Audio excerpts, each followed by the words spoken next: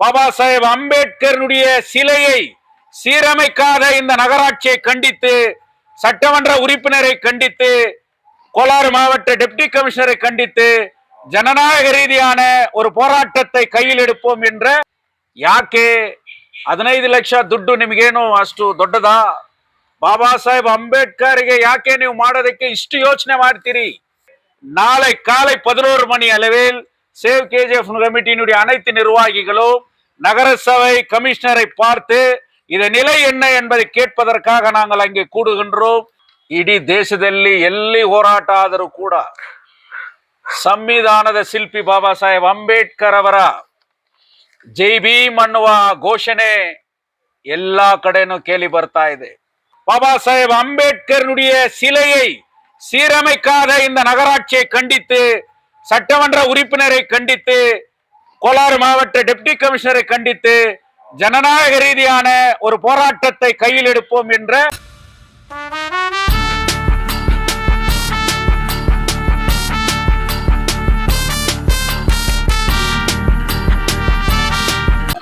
ಈ ದಿನ save United front ಮೂಲಕ ತುರ್ತಾಗಿ ಒಂದು ಸಭೆಯನ್ನು ಮಾನ್ಯ ಅಧ್ಯಕ್ಷರು ಕರೆದಿದ್ರು.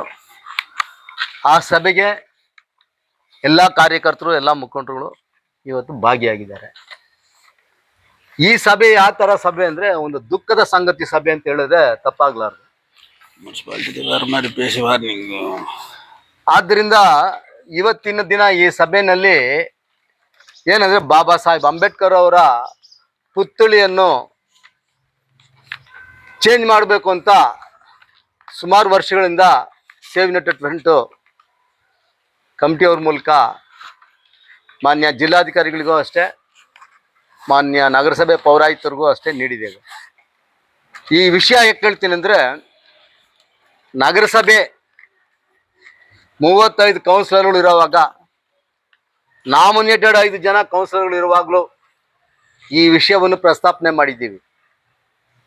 ಆದರೆ ಆ 35 ಕೌನ್ಸಿಲರ್ಗಳಾಗಲಿ, ನಾಮಿನೇಟೆಡ್ ಕೌನ್ಸಿಲರ್ಗಳು ಯಾರು ಇದ್ರ ಬಗ್ಗೆ ಕಿಂಚತ್ತು ಬಂದು ಇದನ್ನು ಮಾಡಬೇಕು, ಇದನ್ನು ನನ್ನ ಊರು ನನ್ನ ಜನ, ಬಾಬಾ ಸಾಹೇಬ್ ಅಂಬೇಡ್ಕರ್ ಒಂದು ಪ್ರತಿಮೆಯನ್ನು ಇಲ್ಲಿ ಮಾಡಬೇಕು ಅಂತ ಯಾರು ಇದಕ್ಕೆ ಮುಂದಾಳತ್ವ ವಹಿಸಲೇ ಇಲ್ಲ. ಯಾಕೆಂದ್ರೆ ಅವ್ರಿಗೂ ಒಂದು ವಿಷಯ ಯಾಕೆ ಇದನ್ನು ಹೇಳ್ತಂದ್ರೆ, ನಾಚಿಕೆಯ ಸಂಗತಿ ಇದು.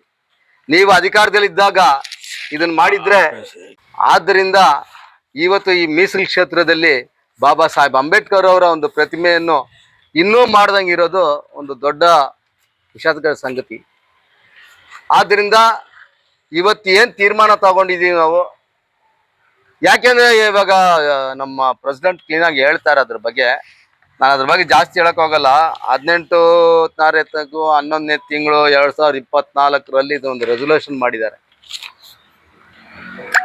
ಇವತ್ತಿಗೇನು 26. ಒಂದು ಕಂಚಿನ ಪುತ್ಥಳಿಯನ್ನು ಚೇಂಜ್ ಮಾಡೋದಕ್ಕೆ ನಗರಸಭೆಯಲ್ಲಿರುವ ಒಂದು ಸಿಮೆಂಟ್ ಪುತ್ಥಳಿಯು ಭಿನ್ನವಾಗಿದೆ, ಅದನ್ನು ಚೇಂಜ್ ಮಾಡಬೇಕಂತ ಹಲವಾರು ಸಾರಿ ಬೇಡಿಕೆಗಳು ಇಟ್ಟು ಅದಕ್ಕೆ ಯಾವುದೇ ಒಂದು ಪ್ರತಿಫಲ ಇದುವರೆಗೂ ಸಿಗಲಿಲ್ಲ. ಆದ್ದರಿಂದ ಇವತ್ತು ಸೇವ್ ಯುನೈಟೆಡ್ ಫ್ರಂಟ್ ಏನು ತೀರ್ಮಾನ ತಗೊಂಡಿದೆ ಅಂದರೆ, ನಾಳೆ ಬೆಳಗ್ಗೆ 11 ಗಂಟೆಗೆ ನಗರಸಭೆಯನ್ನು ಮುತ್ತಿಗೆ ಹಾಕಬೇಕು. ಮುತ್ತಿಗೆ ಹಾಕಿ ಇದು ಎಲ್ಲಿವರೆಗೂ ಬಂದು ನಿಂತಿದೆ, ಯಾಕಾಗಿ ಮಾಡಲಿಲ್ಲ ಅನ್ನೋ ವಿಷಯವನ್ನು ನಾಳೆ ಪ್ರಸ್ತಾಪನೆ ಮಾಡಿ ಪೌರಾಯುಕ್ತರಿಗೆ ಇದರ ಬಗ್ಗೆ ಒಂದು ಮನವಿ ಪತ್ರವನ್ನು ಕೊಡಬೇಕು. ಇದನ್ನು ಯಾಕೆ ಹೇಳ್ತೀನಿ ಅಂದರೆ, ನಮ್ಮ DC ಇವಾಗ ಇದಾರಲ್ಲ, ಜಿಲ್ಲಾಧಿಕಾರಿ ಮನೆ ಜಿಲ್ಲಾಧಿಕಾರಿಗಳು, ಅವರು KGF ಬಂದು ಕಿಂಜಾರ್ ಜಾಲ್ನಲ್ಲಿ ಒಂದು ಸಭೆಯನ್ನು ನಡೆಸಿದಾಗ ನಮ್ಮ ಮಾನ್ಯ ಅಧ್ಯಕ್ಷ ಅವತ್ತು ಅವರಲ್ಲಿ ಪ್ರಸ್ತಾಪನೆಯೂ ಇಟ್ಟರು ಇದ್ರ ಬಗ್ಗೆ. ನಾನು ಆದಷ್ಟು ಬೇಗನೆ 2 ತಿಂಗಳಲ್ಲಿ ಇದು ಮುಗಿಸ್ಕೊಡ್ತೀನಿ ಅಂತಲೂ ಅವರು ಒಂದು ವಿಷಯವನ್ನು ತಿಳಿಸ್ಬಿಟ್ಟು ಹೋಗಿದ್ರು. ಅದು ದಿನಪತ್ರಿಕೆಗಳಿಗೆಲ್ಲ ಬಂದಿತ್ತು. ಅದಾದ್ಮೇಲೆ ನಾವು ನಗರಸಭೆದ ಪೌರಾಯುಕ್ತರನ್ನು ಭೇಟಿ ಮಾಡಿದಾಗ ಶ್ರೀಧರ್ ಅವ್ರನ್ನ ಅವರು 2 ತಿಂಗಳೊಳಗೆ ಮುಗಿಸ್ಕೊಡ್ತೀನಿ ಅಂತ ಹೇಳಿದ್ರು. ಆದರೆ ಬಂದು ಇವಾಗ 6 ತಿಂಗಳು ನಡೀತಾ ಬರ್ತಾ ಇದೆ. ಆದ್ದರಿಂದ ಈ ಸೇವ್ ಯುನೈಟೆಡ್ ಫ್ರಂಟ್ ಮೂಲಕ ಸ್ವತಂತ್ರ ದಿನದ ಆಗಸ್ಟ್ 15ನೇ ತಾರೀಕು ಒಳಗಡೆ ಅಲ್ಲಿ ಬಾಬಾ ಸಾಹೇಬ್ ಅಂಬೇಡ್ಕರ್ ಅವರ ಸಂವಿಧಾನ ಶಿಲ್ಪಿ ಬಾಬಾ ಸಾಹೇಬ್ ಅಂಬೇಡ್ಕರ್ ಅವರ ಪ್ರತಿಮೆಯನ್ನು, ಕಂಚಿನ ಪ್ರತಿಮೆಯನ್ನು ಪ್ರತಿಷ್ಠಾಪನೆ ಮಾಡಬೇಕು. ಮಾಡದ ಒಂದು ಪರಿಸ್ಥಿತಿ ಬಂತು ಅಂದರೆ ಅದಕ್ಕೆ ಸೇವ್ ಯುನೈಟೆಡ್ ಫ್ರಂಟ್ KGFನ ಜನತೆಯ ಮುಖಾಂತರನೇ, ಈ ಮೀಸಲು ಕ್ಷೇತ್ರದ ಜನದ ಮುಖಾಂತರನೇ ಒಂದು ದೊಡ್ಡ ಹೋರಾಟವನ್ನು ಹಮ್ಮಿಕೋಬೇಕಾಗತ್ತೆ. ಇದಕ್ಕೆ ಇವತ್ತು ಯಾರು ಚುನಾಯಿತ ಪ್ರತಿನಿಧಿಗಳಿದ್ದಾರೆ ಅವರು ತಲೆ ಬಾಗ್ಬೇಕಾಗ್ತದೆ. ಆದ್ದರಿಂದ ಇದನ್ನ ಸೂಕ್ತವಾಗಿ ಗಮನ ಹರಿಸಿ ಇದನ್ನ ನಮ್ಮ ಪೌರಾಯುಕ್ತರು ಆದಷ್ಟು ಪರಿಗಣನೆಗೆ ತಗೋಬೇಕು ಇದನ್ನ. ಯಾಕೆಂದ್ರೆ ನೀವು ಬಂದು ಒಂದು ಒಳ್ಳೆ ಉತ್ತಮವಾದ ಕೆಲಸಗಳನ್ನ ಮಾಡ್ಕೊ SIR ವಿಷಯದಲ್ಲಿ ಕೂಡ ಒಳ್ಳೆ ಕೆಲಸಗಳು ಮಾಡ್ತಾ ಇದ್ದೀರಿ. ಆದ್ರಿಂದ ತಮ್ಮಲ್ಲಿ ಮನವಿನೂ ಮಾಡ್ಕೊಳ್ತೀವಿ, ಅದೇ ತರ ನೀವು ಸರಿಯಾಗಿ ಮಾಡ್ದೆ ಹೋದ್ರೆ ಮುಂದೆ ಹೋರಾಟ ಮಾಡೋಕ್ಕೂ ಸಿದ್ಧವಾಗಿದ್ದೇವೆ ಅಂತ ತಿಳಿಸ್ತಾ, ಇದಕ್ಕೆ ಮುಂದಿನ ದಿನಗಳಲ್ಲಿ ಇವಾಗ ನಮ್ಮ ಅಧ್ಯಕ್ಷರು ಇದನ್ನ ಕ್ಲೀನ್ ಆಗಿ ಏನ್ ಮಾಡ್ಬೇಕು ಅನ್ನೋದನ್ನ ತಮಗೆ ತಿಳಿಸ್ತಾರೆ. ನಮಸ್ಕಾರ. ಸೇವ್ KGF ಯುನೈಟೆಡ್ ಫ್ರಂಟ್ ನ ಎಲ್ಲ ಕಾರ್ಯಕರ್ತರು ಕೂಡ ಇಲ್ಲಿ ಸೇರಿ ಈ ಮಾಧ್ಯಮ ಸುದ್ದಿಗಾರರಿಗೆ ಒಂದು ವಿಚಾರವನ್ನ ಪ್ರಸ್ತಾಪ ಮಾಡ್ತಾ ಇದ್ದೀವಿ. ಪ್ರಮುಖವಾಗಿ ನಮ್ಮ ಸ್ಥಳೀಯ ಶಾಸಕರಾದಂಥ ಶ್ರೀಮತಿ ರೂಪಕಲಾ ಅವರು ಮತ್ತು ನಗರಸಭೆಯಲ್ಲಿ ಜನಪ್ರತಿನಿಧಿಗಳ ಆಡಳಿತ ಇವಾಗ ಇಲ್ಲ. ಅದರಿಂದ deputy commissioner of Kolar DC ಅವರ ನೇತೃತ್ವದಲ್ಲಿ ಅಡ್ಮಿನಿಸ್ಟ್ರೇಷನ್ ನಡೀತಾ ಇದೆ. ನಗರಸಭೆಯ ಆಯುಕ್ತರಾದ ಶ್ರೀಧರ್ ಅವರ ನೇತೃತ್ವದಲ್ಲಿ ಇವತ್ತು ಮುನ್ಸಿಪಲ್ ಅಡ್ಮಿನಿಸ್ಟ್ರೇಷನ್ ನಡೀತಾ ಇದೆ. ಆದರೆ ದುಃಖಕರವಾದ ಒಂದು ಬೇಜಾರಾದಂಥ ವಿಚಾರ ಏನಂದ್ರೆ, ಇವತ್ತು ಇಡೀ ದೇಶದಲ್ಲಿ ಪಾರ್ಲಿಮೆಂಟ್ ಇರಲಿ, ಜಂದರ್ ಮಂದರ್ ಹೋರಾಟ ಇರಲಿ, ಚರಿತ್ರೆಯಲ್ಲಿ ಎಲ್ಲರೂ ಕೂಡ ನಾವು ಗಮನ ಹರಿಸ್ತಕ್ಕಂಥ ಒಂದು ವಿಚಾರ. ಈ ಸಂದರ್ಭದಲ್ಲಿ ನಾವೇನು ಹೊಸ ಡಿಮಾಂಡ್ ಏನು ಇಲ್ಲ, ಆದರೆ ನಗರಸಭೆಯಲ್ಲಿ ಎಷ್ಟು ನಿರ್ಲಕ್ಷ್ಯೆ ಮಾಡ್ತಾ ಇದ್ದಾರೆ ಅನ್ನೋದನ್ನ ಇಲ್ಲಿ ಎಲ್ಲರ ಮುಂದೆ ಕಣ್ಮುಂದೆ ಕಾಣ್ತಾ ಇದೆ. ನಗರಸಭೆಯಲ್ಲಿ 2024ರಲ್ಲಿ ಒಂದು ಅಜೆಂಡಾ ಇಡ್ತಾರೆ. ನವೆಂಬರ್ 18ನೇ ತಾರೀಕು ಒಂದು ಅಜೆಂಡಾವನ್ನ ಇಡ್ತಾರೆ. ಅಲ್ಲಿ ಸಿಮೆಂಟ್ ಸ್ಟ್ಯಾಚ್ಯೂವನ್ನ ರೀಪ್ಲೇಸ್ ಮಾಡಿ ಬ್ರಾನ್ಸ್ ಸ್ಟ್ಯಾಚ್ಯೂವನ್ನ ಇಮಿಡಿಯೇಟ್ ಆಗಿ ಮಾಡುವುದಕ್ಕೆ ಅರವಿಂದ್ ಕನ್ಸ್ಟ್ರಕ್ಷನ್ ಅನ್ನೋರು 15,05,000 ರೂಪಾಯಿ ಒಂದು ಕೊಟೇಶನ್ ಕೊಡ್ತಾರೆ. ಆ ವಿಚಾರವಾಗಿ ಸಭೆಯಲ್ಲಿ ಅಜೆಂಡಾ ಇಡ್ತಾರೆ. ಆ ಅಜೆಂಡಾ ಅವತ್ತೇ ತೀರ್ಮಾನ ಆಗ್ತದೆ, ಇಮಿಡಿಯೇಟ್ ಆಗಿ ಅದನ್ನ ರೀಪ್ಲೇಸ್ ಮಾಡಬೇಕು ಅಂತ ಒಂದು ತೀರ್ಮಾನ ಮಾಡಿರೋದು ನಗರಸಭೆ. ಈ ಅಫಿಷಿಯಲ್ ರೆಕಾರ್ಡ್ ನಗರಸಭೆದು. ಇದರ ಮೇಲೆ ಸತತವಾಗಿ 1 ವರ್ಷದಿಂದ ಹೋರಾಟವನ್ನ ಮಾಡ್ತಾ ಇದ್ದದ್ದು. ಅದರ ಹೋಗಿ ಕಾನೂನು ಬದ್ಧವಾಗಿ ಡೆಮಾಕ್ರೆಟಿಕ್ ಸೆಟಪ್ ನಲ್ಲಿ ಒಂದು ಕಮಿಷನರ್ಗೆ ಭೇಟಿ ಮಾಡಿ, ಸರ್ ಈ ತರ ಆಗಿದೆ, ಇದನ್ನ ಇಮಿಡಿಯೇಟ್ ಆಗಿ ಮಾಡಬೇಕು ಅಂತ ನಾವು ಇವಾಗ ಇರ್ತಕ್ಕಂಥ ಕಮಿಷನರ್ ಶ್ರೀಧರ್ ಅವರಿಗೆ ನಾವು ಭೇಟಿ ಮಾಡಿದೀವಿ. ಸರ್ ನಾನು ಹೊಸದಾಗಿ ಬಂದಿದ್ದೀನಿ, ಇಮಿಡಿಯೇಟ್ ಆಗಿ ಇದರ ಮೇಲೆ ಗಮನ ಹರಿಸ್ತೀನಿ ಅಂತ ಅವ್ರು ಹೇಳಿದ್ರು. ಏಪ್ರಿಲ್ 14th ಅದರ ಮುಂದೆ 2-3 ದಿವಸದಲ್ಲಿ ಅಲ್ಲಿ ಪೇಂಟ್ ಮಾಡ್ತಾ ಇದ್ದಾಗ ಬಾಬಾ ಸಾಹೇಬ್ ಅಂಬೇಡ್ಕರ್ ಅವರ ಸಿಮೆಂಟ್ ಸ್ಟ್ಯಾಚ್ಯೂ ಹಂಗೆ ಫುಲ್ ದೊಡ್ಡ ಕ್ರಾಕ್ ಬಂದಿತ್ತು. ನಾವು ಸುಳ್ಳು ಹೇಳಿಲ್ಲ. ಇಡೀ ಮೀಡಿಯಾದಲ್ಲಿ, ಕೋಲಾರ ಜಿಲ್ಲೆ, ಇಡೀ ಕರ್ನಾಟಕ ಫೇಸ್ಬುಕ್ ಮೀಡಿಯಾದಲ್ಲಿ, ಯೂಟ್ಯೂಬ್ಗಳಲ್ಲಿ Baba Saheb Ambedkar cement statue crack ಬಿಟ್ಟಿರೋದು ಸುದ್ದಿ ಮಾಡಿದ್ರು. ಅಲ್ಲಿ ಪರಿಶೀಲನೆಗೆ ಬಂದಿದಂತ ಅವಾಗ ಏಪ್ರಿಲ್ 14th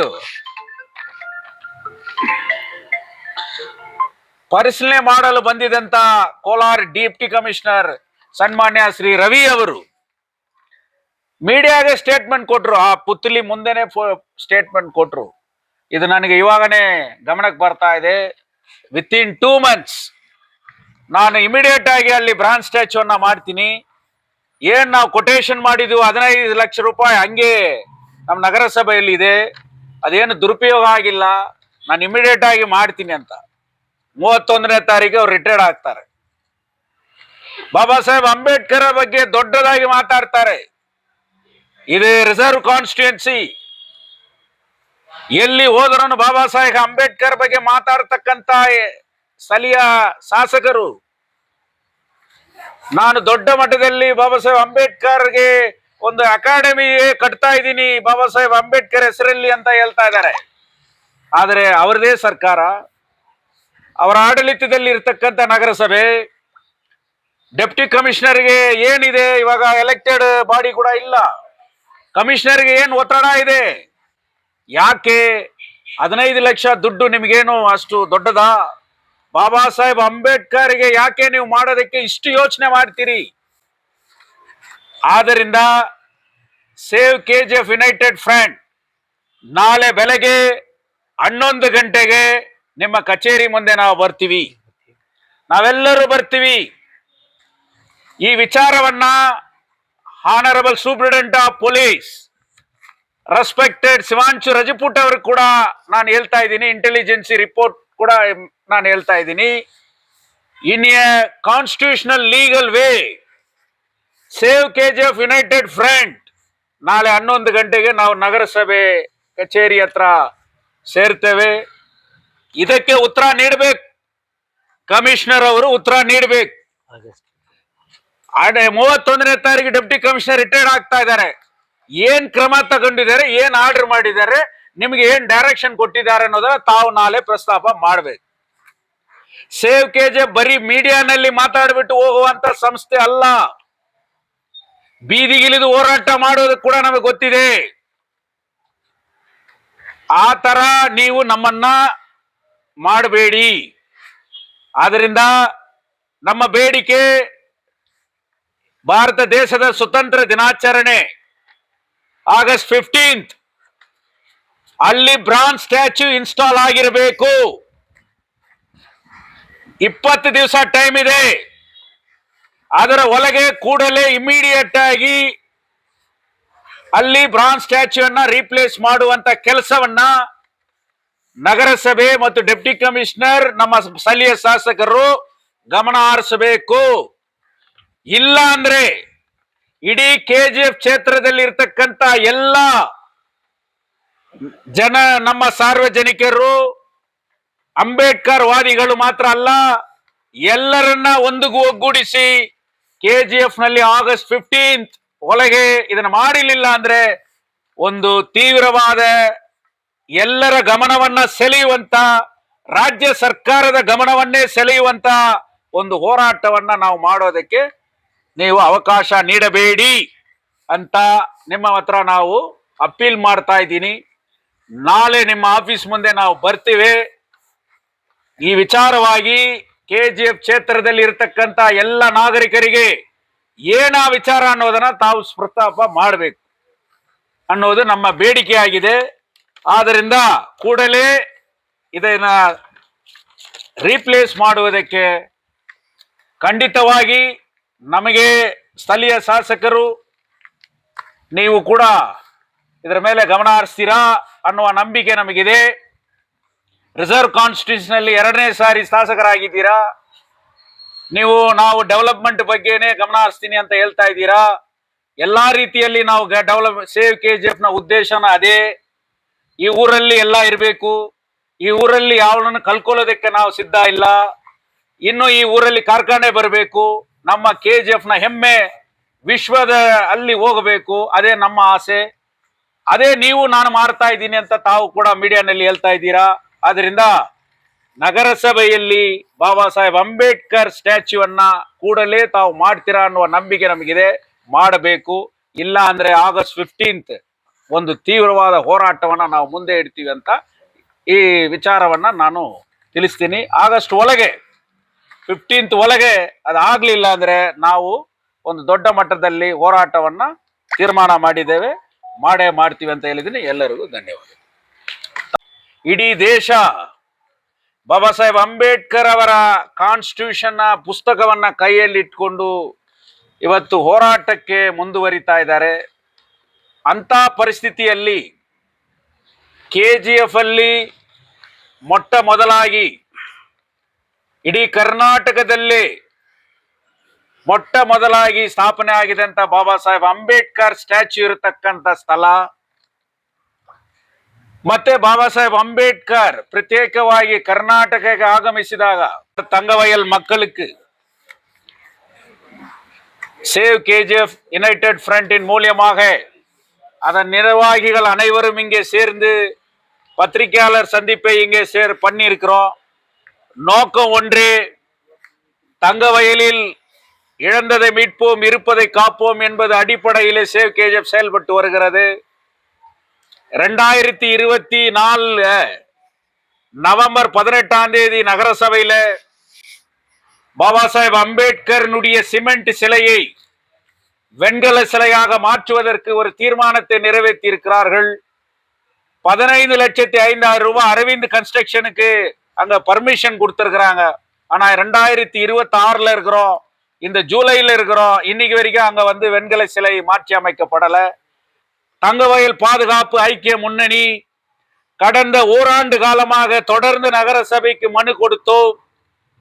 ஏப்ரல் 14 முன்பாக அதை சீர்படுத்துகின்ற போது பாபா சாஹேப் அம்பேத்கருடைய சிலை மிகப்பெரிய வெடிப்பு விட்டு இருந்தது. அதை மீடியாக்களிலே வந்ததை நாம் பார்த்தோம். கோலார் மாவட்டத்தினுடைய டெப்டி கமிஷனர் மரியாதைக்குரிய ரவி அவர்கள் நேரடியாக பார்த்து 2 மாதத்தில் இதை நான் சீர் செய்கிறேன் என்று சொன்னார். இந்த மாசம் 31 அவர் ரிட்டையர்ட் ஆகிறாரு. இந்த நாட்டில் இன்னைக்கு பாபா சாஹேப் அம்பேத்கருடைய குரல் எங்கு பார்த்தாலும் ஒலித்து கொண்டிருக்கிறது. போராட்டங்களில் ஜெய் பீம் என்று ஒலிக்கிறது. நாடாளுமன்றத்திலே பாபா சாஹேப் அம்பேத்கருடைய அரசியல் சாசன சட்ட புத்தகம் இன்றைக்கு தூக்கி பிடித்து போராட்டம் நடத்தி கொண்டிருக்கிறார்கள். எங்கும் எந்த இடத்திலும் இன்றைக்கு அண்ணல் அம்பேத்கருடைய குரல் ஒலித்து கொண்டிருக்கிறது. தங்கவயலிலே முதல் சிலை அமைத்த வரலாறு இருக்கிறது. அம்பேத்கர் அவர்கள் கால் பதித்த வரலாறு இருக்கிறது. ஆனால் அந்த ஊருக்கு வந்த சோதனை, நகரசபையிலே பாபா சாஹேப் அம்பேத்கருடைய சிலை என்று கீழே விழும் என்கின்ற அவல நிலை இருக்கிறது. இதை சீர்படுத்த சேவ் கேஜிஎஃப் தொடர்ந்து முயற்சி செய்கிறது. ஆனால் இன்று வரை எந்த நடவடிக்கையும் எடுக்கவில்லை என்பதை கண்டித்து தங்கவயலை சார்ந்த அனைவரும் கூட அதிலே பங்கேற்க வேண்டும் என்று கேட்டுக்கொள்கின்றோம். ஆகஸ்ட் 15 அங்கே வெண்கல சிலை இருக்க வேண்டும். தங்கவயலே இந்த சுதந்திர தினத்திலே வெண்கல சிலை பாபா சாஹேப் அம்பேத்கருக்கு மாலை அணிவிக்கின்ற வரலாற்று நிகழ்ச்சி நடக்கின்ற வகையில் இருக்க வேண்டும். அப்படி இல்லை என்றால் save KGF United front Thangavayal மக்களை அணி திரட்டி ஒரு எச்சரிக்கை கூட தெரிவித்துக் கொள்கின்றேன். அனைவருக்கும் நன்றி, வணக்கம்.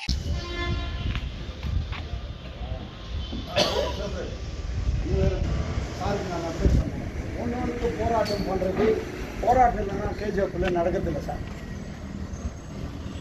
அதனால நம்ம என்னன்றா இன்கம் கேஸ்ட்டு ஃபர்ஸ்டே சொன்னோம். நான் பெரிய ப்ராப்ளம் ஆகிது. நம்ம கேஸ்ட்டுக்காரனா நம்மளே வந்து ஓய்ஸ்ட்டுக்கிறோம். இப்போ நான் படிச்சுக்கிறேன்னா எங்கள் அப்பா படிக்கல. இப்போ நான் எலெக்ஷன் நிற்கணும்னா அது ரிஜெக்டட் ஆகிடும். அப்போ நம்ம அரெஸ்ட் ஆனா தான் நம்மளுக்கு பேர். அரெஸ்ட் ஆகி வரலாம், ஒரு நாள் ஃபுல்லாக கேட்டோம் உள்ளோம். அதில் ஒன்றும் இல்லை, நான் 2 நாள் கூட போகிறோம் உள்ளோம். அவர் ஒன்று என்ன பார்த்துருக்கேன் யார் எடுக்கிறது அந்த இதுக்கு சார்.